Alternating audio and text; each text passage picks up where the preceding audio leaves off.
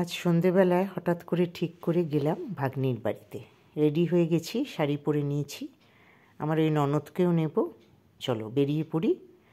ননদও ready হচ্ছে, ও বেরোলে আমরা বেরিয়ে যাব। একটু মিষ্টি কিনবো, তো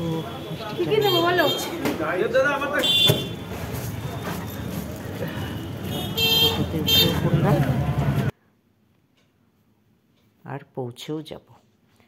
পৌঁছে গেলাম ওদের ফ্ল্যাটে। এর আগেও এসেছি, খুব ছোট্ট ফ্ল্যাট কিন্তু এত সুন্দর। চলো ভিতরে ঢুকি, তোমাদের দেখাই। এই যে উনি আমার শ্বশুর। ও আচ্ছা আচ্ছা।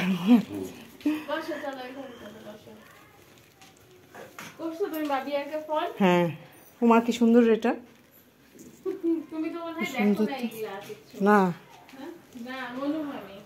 না, আমি কোনোটাই দেখিনি। ওই যে যখন আসছো তখন তো সব ইসে ছিল। ভাগ্নি জামাই অনুরাগের খুব গাছের শখ, সেটাই দেখছি আমরা। শখের বারান্দা, গাছ দেখলে কিন্তু খুব ভালো লাগে। ছাদে আরো আছে, ছাদে ভর্তি। ছোট্ট ফ্ল্যাট এত সুন্দর করে গুছিয়ে সাজিয়ে রেখেছে আমার এই ভাগ্নি, খুব ভালো লাগছে। তোমাদের সাথে সেটাই একটু একটু করে শেয়ার করছি। আর এটা হলো আমার ভাগ্নির বেডরুম, এটাও খুব সুন্দর করে গুছিয়ে রেখেছে। সুন্দর লাইটটা জ্বলেছে।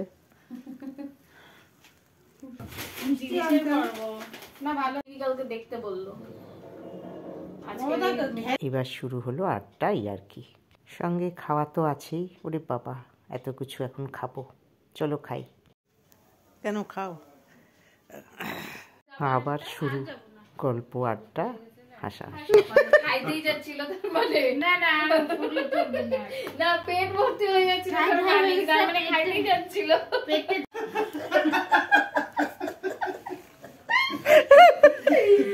কারণ ফোনে তো শুনতে পাই।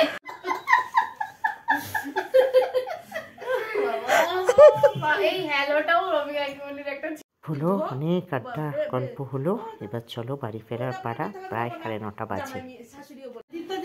বাজে লাগে না কেন বলো তো? শাড়িটা ভালো ছিল তো ওই জন্য বাজে লাগে। মানে ম্যাচিং হচ্ছিল না তো। বর্গ নিচে নেমে টোটো ধরে সোজা বাড়ি আর বিয়ে বাড়ি আসলাম। যা বিয়ে খাইলাম, বাপরে বাপ। জলপাইগুড়িতে এরকম ভাষাতেই কথা বলা হয়। আমার ছেলের মুখে নিশ্চয়ই কোনো ভিডিওতে তোমরা শুনে থাকো। ওদিকে রায়গঞ্জপাড়া